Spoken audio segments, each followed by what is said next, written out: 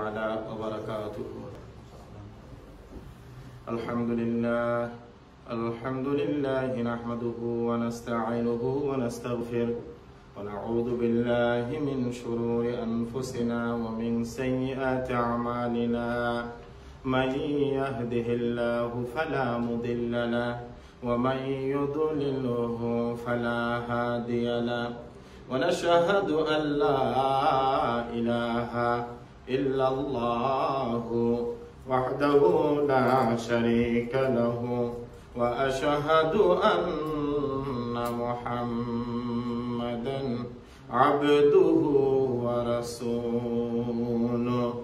فقد قال الله تعالى في كلامه المجيد: أعوذ بالله من الشيطان الرجيم. بسم الله الرحمن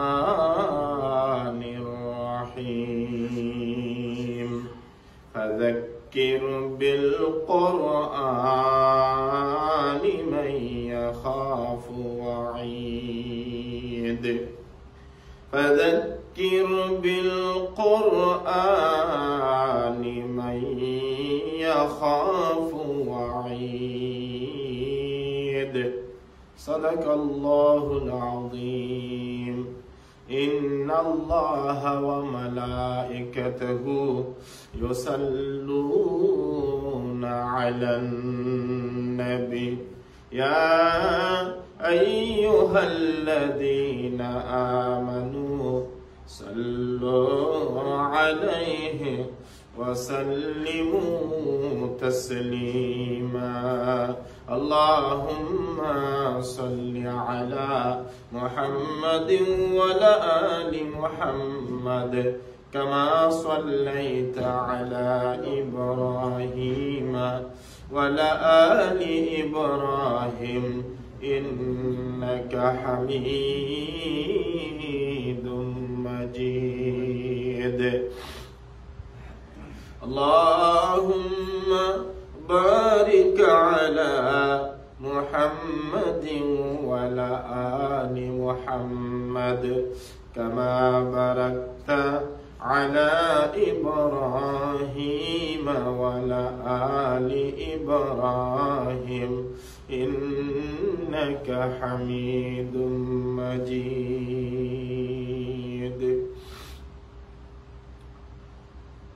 اللهم صل وسلم وبارك عليه. উপস্থিত মুআজ্জাজ মুহতারাম, দিগারে সম্মানিত মুসল্লিয়ানে কেরাম, আমরা মহান আল্লাহ সুবহানাহু ওয়া তাআলার দরবারে আলিশানে লক্ষ কোটি শুকর আর সুজুদ আদায় করছি যে মুনিব আমাদেরকে শাওয়াল মাসের শেষ জুমা ইন্টারনেটে দেখেছি, জানি না চাঁদ উঠেছে কিনা। যদি গত রাত্রে চাঁদ উঠে তবে আজকে 1 তারিখ হতে পারে জিল কাদের। আর এমনি ইন্টারনেটে দেখেছি আজকে 30শে শাওয়াল। এই হিসাবে রমাদানের পরে আরেকটি মাস আমাদের জীবন থেকে চলে গেল। তারপরে যে মাসটি শুরু হবে আগামীকাল থেকে, 2টা মাস অত্যন্ত গুরুত্বপূর্ণ মাস গোটা বিশ্বের মুসলমানের কাছে। একটা হলো জিল কাদ আর একটা হলো জিল হজ। এই 2 মাসে মানুষ সারা পৃথিবী থেকে আল্লাহর বাড়ির মেহমান, আল্লাহর ঘরের মেহমান হয়ে পাড়ি জমানোর জন্য মানুষ মানসিক আর্থিক সমস্ত প্রস্তুতিগুলো তারা গ্রহণ করতে থাকে। আর রমাদানের পর একটা মাস, এই শাওয়াল মাস আমাদের থেকে চলে গেল।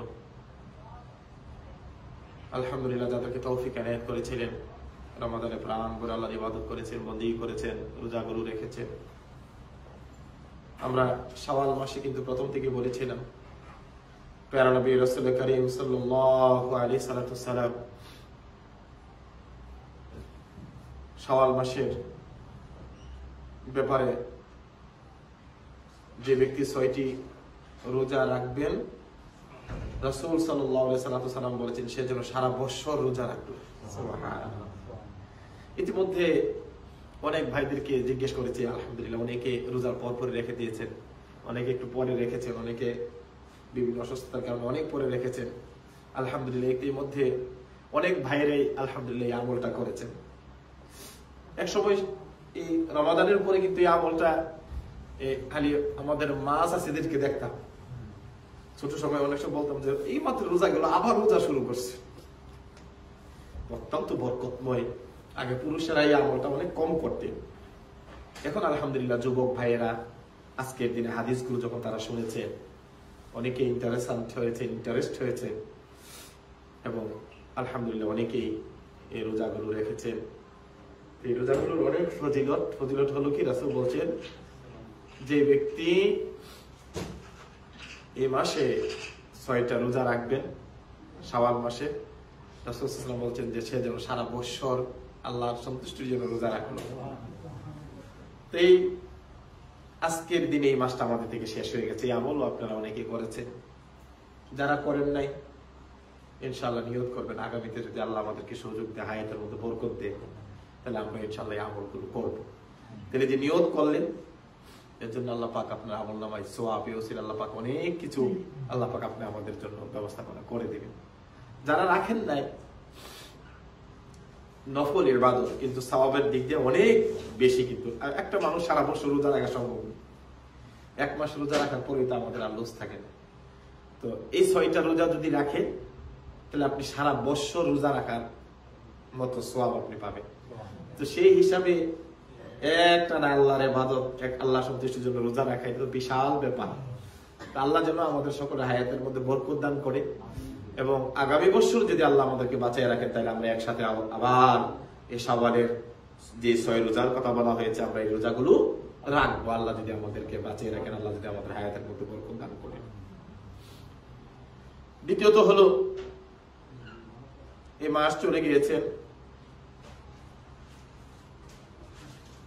জিলকদ মাস, জিলহাজ মাস। এই 2 মাসের মধ্যে ধনীদের জন্য কিছু আমল আল্লাহ পাক দান করেছে। একটা হলো যাদেরকে আল্লাহ পাক রব্বুল আলামিন হাজের সামর্থ্য দিয়েছে হাজ করবার, তারা যেন হজটুকু আদায় করে।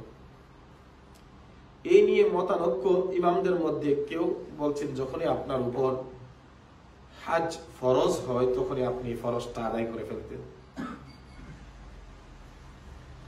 আর যদি আপনার বিলম্বর কারণে আল্লাহর এই নির্ধারিত ফরজ হুকুমটুকুন আদায় করতে পারলেন না আর আপনি সমর্থবান ছিলেন হজ করার, করতে পারেন নাই, আপনার জন্য কিন্তু একটা বিপদ পরকালে আপনি নিজে সঙ্গে করে নিয়ে গেলেন। একটা রেড সিগন্যাল আপনার জন্য কিন্তু রয়ে গেছে। সেটা কি? আল্লাহর একটা ফরজ হুকুম আপনি পালন করলেন। এখন প্রশ্ন হলো যে আমরা এই পালন করতে আমাদের কি কি দরকার আসলে? হজ কাদের উপর ফরজ? কখন আপনার উপর এই হুকুমটা বর্তাবে? আপনি না করলে আপনার উপর স্ট্রাফে আসবে, এটা কখন? এটা হলো কোন ব্যক্তি, প্রথম হলো তার অর্থ। কারণ ইসলামের যে মৌলিক 5টা বিধান আছে, কালিমা, আল্লাহর প্রতি ঈমান আনা, নামাজ, রোজা, হজ, যাকাত। হজ এবং যাকাত অথবা যাকাত অথবা হজ, এই 2টি আল্লাহ পাক রব্বুল আলামিন শুধু ধনীদের জন্য করেছেন। গরিবদের জন্য যাকাত ফরজ না, গরিবদের জন্য হজ। আপনি খাইতেই পারেন না, আপনি হজ করুন কিনা 4 লাখ টাকা খরচ করে, তাহলে কাদের উপর ফরজ? 1 নম্বর শর্ত হলো আল্লাহ যাদেরকে অর্থ সম্পদ দিয়েছেন, সম্পদের মালিক যাদেরকে আল্লাহ পাক বানিয়েছে, তাদের কাছে আল্লাহর এই দাবিটা। আপনি যখন অর্থশীল হলেন, সম্পদশীল হলেন, তখন আপনি আপনার অর্থ থেকে 2.5% প্রতি বছর হিসাব করে দেন। সারা বছর খরচ টরচ করার পরে আপনি যেই টাকাটা 1 বছর থাকলো উদ্ধৃত ব্যাংকের মধ্যে জমা করে রেখে দিয়েছেন, সেই টাকাটার 2.5%। এবং মা বোনেরা যারা গোল্ড জমা করে রেখেছেন, গোল্ডগুলোর অর্থ হিসাব করে যেটা আসে সেটা 2.5, 2.5%, এটা আল্লাহ রাস্তায় গরিব, অসহায়, মিসকিন, বিভিন্ন এই খাতে এগুলো দান করে দিবেন।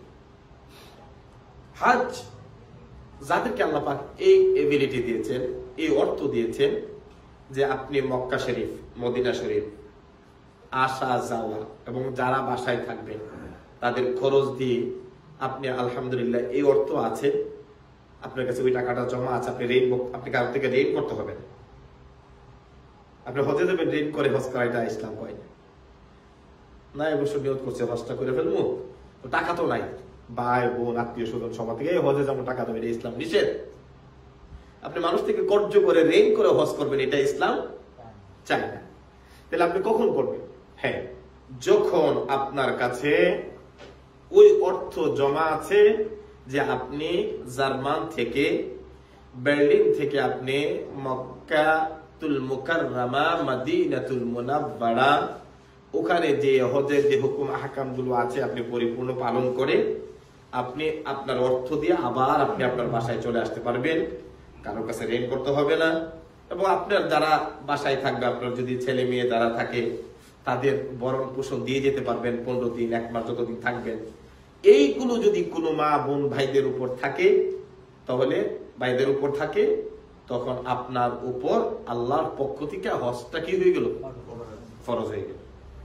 তো এখন এই পরিবেশটা কার আছে কার নাই এটা তো আমি জানি না, আপনারা ভালো করে জানেন।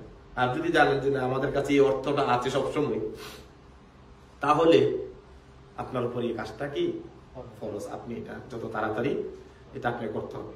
হুজুর আমি ঋণ বিরক্ত আছি, আমি তো ঋণ অনেক ঋণ বলে কি জন্য? ওই যে ঢাকাতে উত্তরাতে একটা বাড়ি করলাম, আবার দেশের বাড়িতে বাড়ি ধরলাম, তারপরে শ্বশুর মারা যাইবো বলতেছে যে নাকি উনি একটা জীবন মরার আগে, এবং বউয়ের ওনার ওয়াইফের কথা মতো অনুযায়ী ওনারও একটা ছোট বিল্ডিং, এই যে এত বিল্ডিং এর কাজ ধরছি, কাজই তো শেষ হয় না, ঋণও শেষ হয় না, এইটা ঋণ।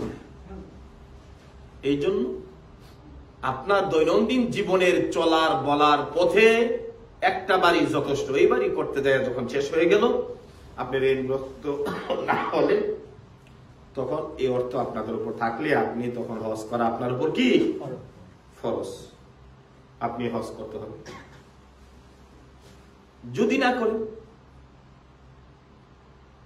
প্যারা নবী রাসূল করিম সাল্লাল্লাহু আলাইহি সাল্লাম বলছেন, ওই উম্মতটা সে কি ইহুদি হয়ে মারা গেল না নাসারা হয়ে মারা গেল আমি নবী জানি না, সে আল্লাহর হুকুমটাকে পালন করে, আল্লাহর হুকুমটাকে সে বাদ দিয়ে ফেলছে নিজের দুনিয়ার। এটা বিশাল বড় একটা কথা, বোঝা গেল। এই যে আমরা উমরা করি, উমরা হতে সওয়াব আছে, এক উমরা থেকে আরেক উমরা পর্যন্ত আল্লাহ গুনাহ মাফ করে দেয়, কিন্তু ফরজটা কিন্তু আদায় হলো না। সারা জিন্দেগি যদি উমরা করেন কিন্তু ফরজের সমান হবে না। ফরজ হজ ফরজ, এটা আল্লাহ ফরজ করে দিয়েছে।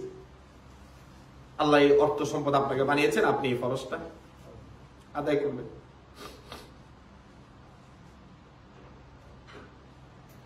আল্লাহর কাছে দোয়া করেন, সময় যখনই হয় এই অর্থ আস্তে আস্তে করে আল্লাহর বাড়ি, আল্লাহর এই হুকুমটা পালন করার জন্য চেষ্টা করেন।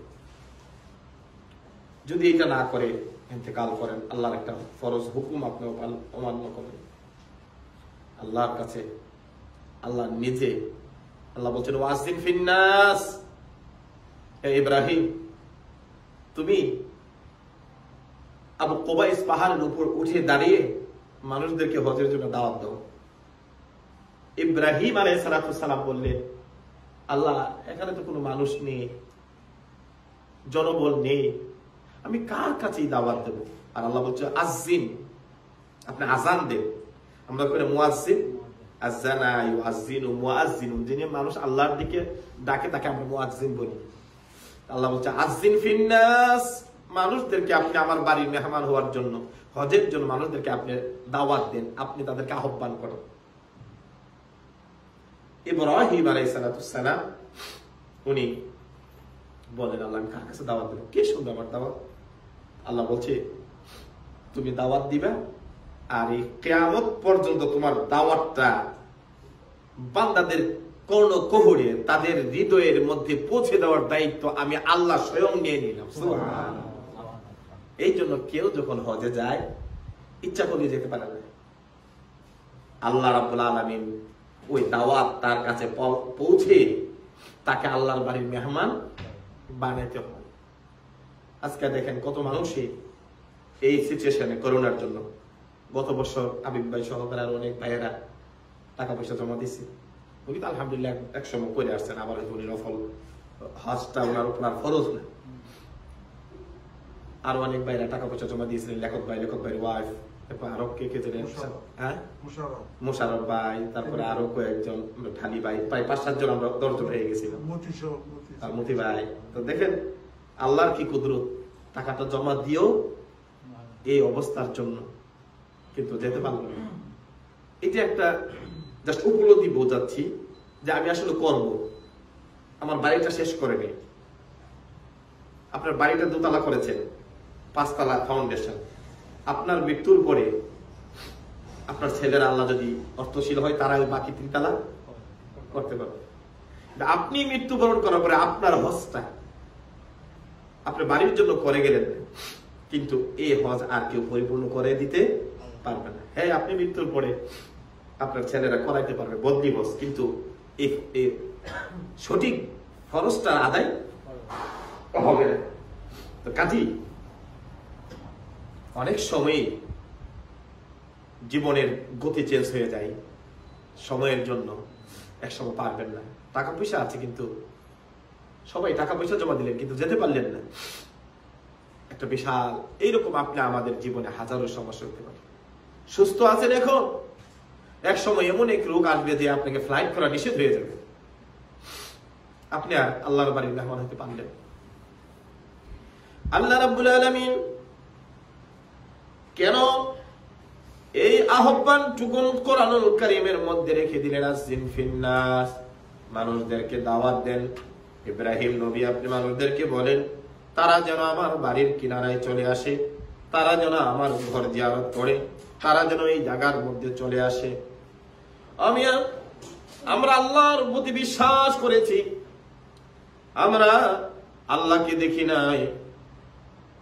আল্লাহকে দেখার জন্য, আল্লাহকে বোঝার জন্য যদি কোনো মানুষের উপলব্ধি দরকার হয়, হৃদয়ের মধ্যে যদি কোনো উপলব্ধি দরকার হয়, তোমরা যেন আল্লাহর বাড়ির মেহমান হয়ে যাও। আল্লাহ বললেন ফীহি আয়াতুম বাইয়িনাত, হ্যাঁ পৃথিবীর মানুষেরা, আমার ঘরের সামনে আমি তোমাদের জন্য আমি আল্লাহর অনেকগুলো নিদর্শন আমি আল্লাহ রেখে দিলাম। এই নিদর্শনগুলো যখন কোনো মানুষ দেখে, এই নিদর্শনগুলো যখন কোনো মানুষ স্বচক্ষে যখন দাঁড়ায় দাঁড়ায় দেখে, তখন সামান্য ইমানওয়ালা মানুষটা তখন বড় ইমানের অধিকারী হয়ে যায়। তার ইমানটা গভীরত হয়ে যায়। আল্লাহর প্রতি ভালোবাসা, দ্বীনের প্রতি ভালোবাসা, কোরআনের প্রতি ভালোবাসা মানুষের বেড়ে যায়। ওই মানুষ তখন আল্লাহ বাকি জিন্দেগিটা আল্লাহ এবং আল্লাহ রাসূলের পথে চলার জন্য তার জন্য সহজ হয়ে যায়। এই জন্য আল্লাহ রাব্বুল আলামিন আল্লাহর ঘরের সামনে অনেক নিদর্শন আল্লাহ রেখে দিলেন। আল্লাহর ঘরটা একটা নিদর্শন, জমজমের পানি একটা নিদর্শন, হাজারে আসওয়াদ পাথরটা একটা আল্লাহর নিদর্শন। আল্লাহর ঘর তাওয়াফ করবেন নিদর্শন।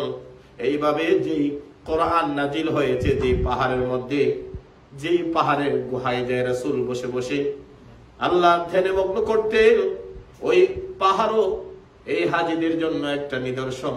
এই যখন হাজি সাহেবরা যখন হজ করতে যায়, তখন জিয়ারতের জন্য তাদেরকে নিয়ে যায়।